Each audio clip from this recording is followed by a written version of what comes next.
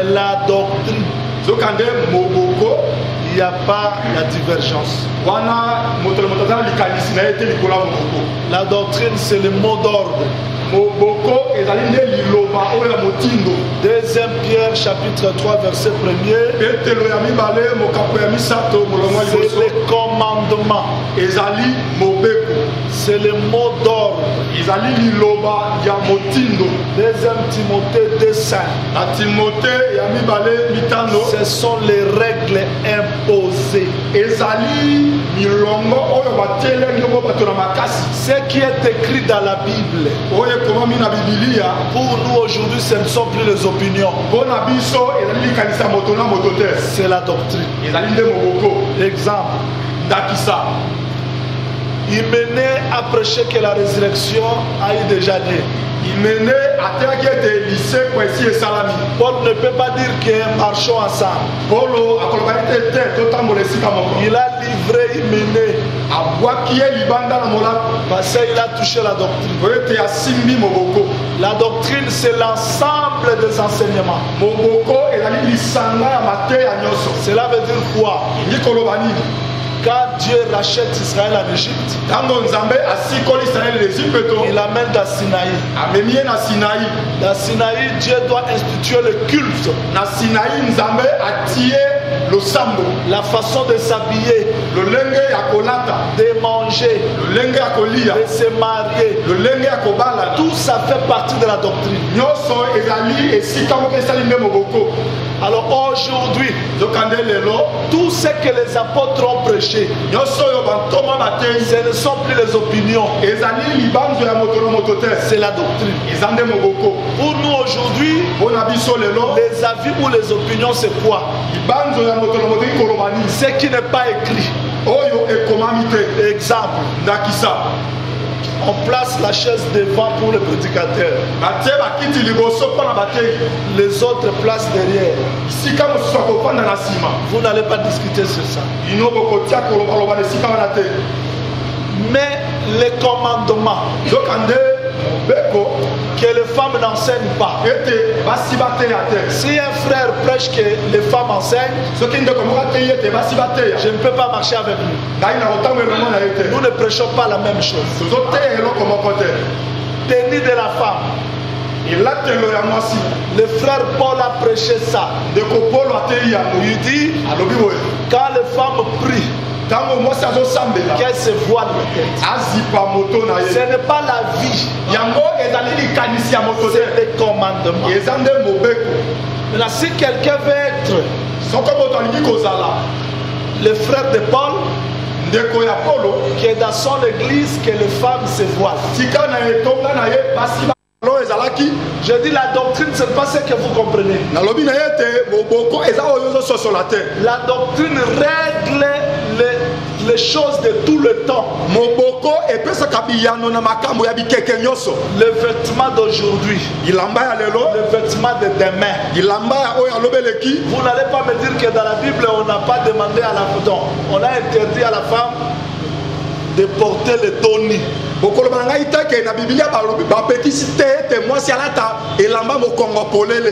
dans la Bible c'est interdit. C'est interdit comment?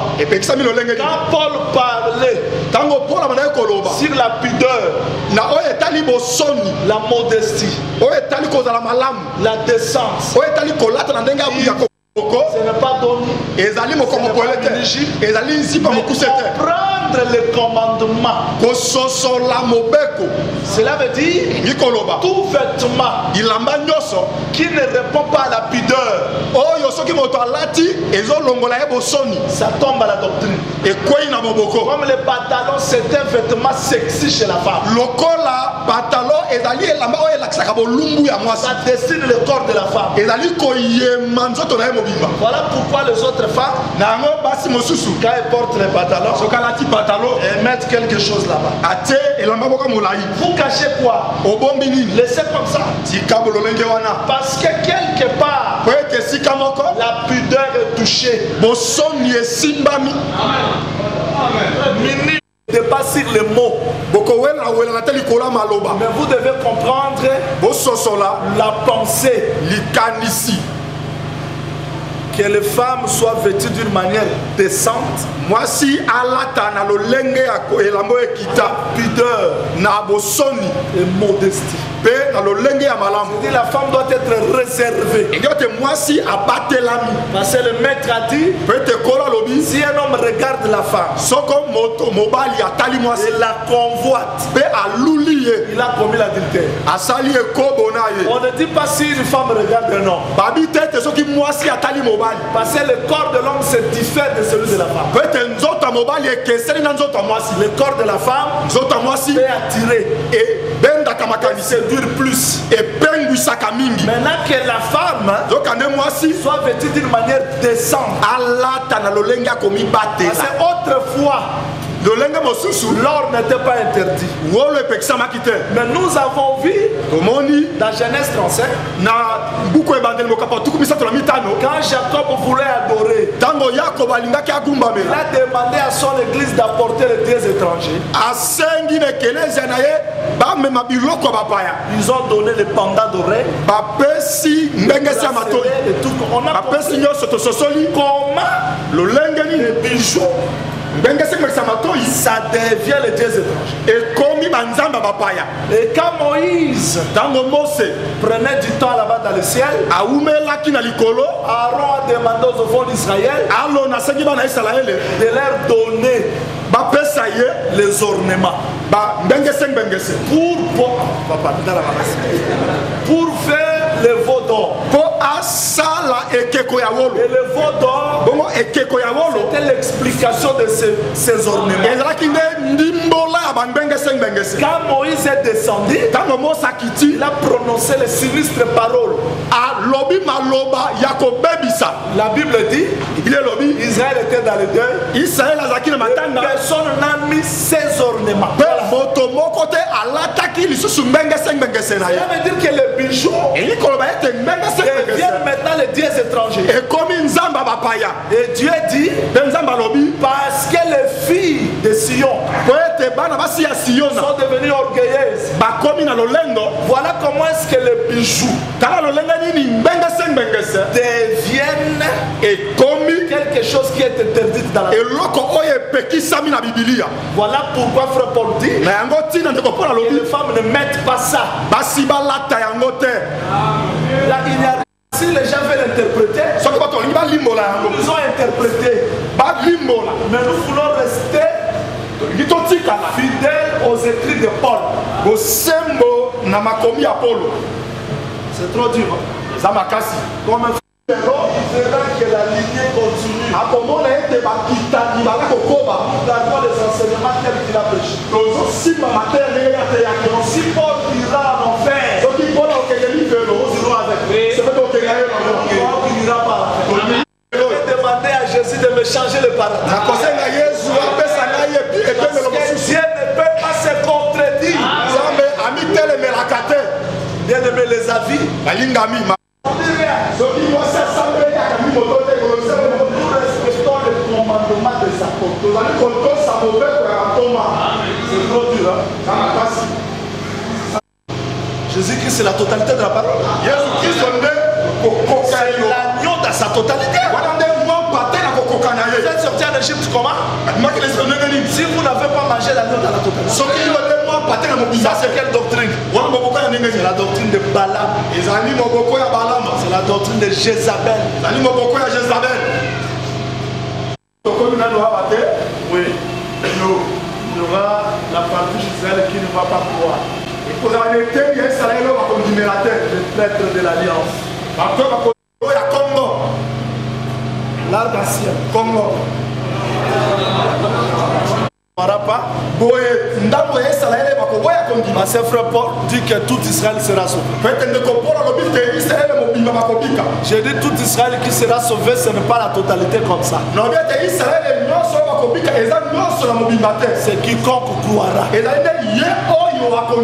Tout Israël, c'est comme la totalité des païens. Quand on dit la totalité des païens, c'est pas tous les païens. C'est tout celui qui a créé. Alors, lors de la prédication à la maison d'Israël, il y aura une partie qui va croire. C'est comme 144 000 membres. Et les autres qui ne vont pas croire seront comme les traîtres de l'alliance qui vont combattre avec le faux prophète. Nous y arriverons. Il cria d'une voix forte comme rugit un lion. Quand il cria, les 7 tonnerres firent entendre leur voix. Quand les 7 tonnerres eurent fait entendre leur voix, j'allais écrire. Mais j'entendis du ciel une voix qui disait: celle c'est qu'on dit de 7 tonnerres, ne l'écris pas. Verset 5. Et l'ange que je voyais debout sur la mer et sur la terre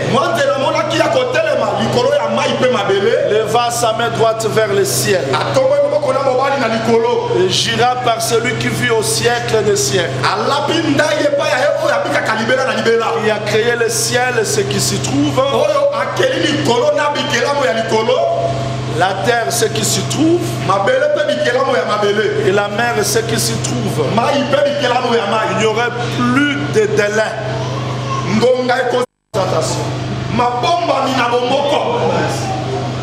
Les mystères de Dieu s'accompliraient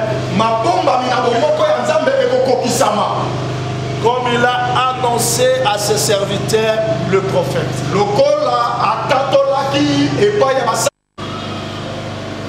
Cria d'une voix forte.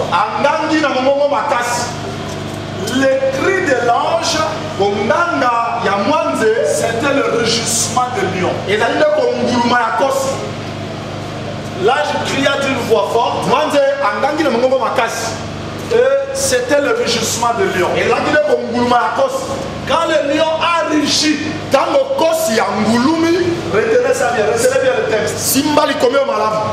Il y a premier tonnerre,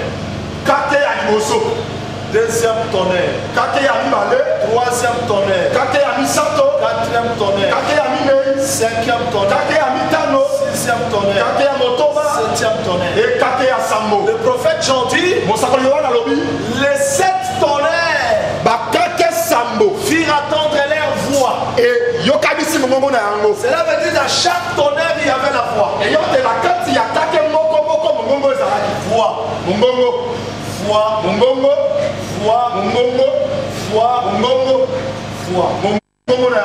Maintenant le prophète Jean a attendu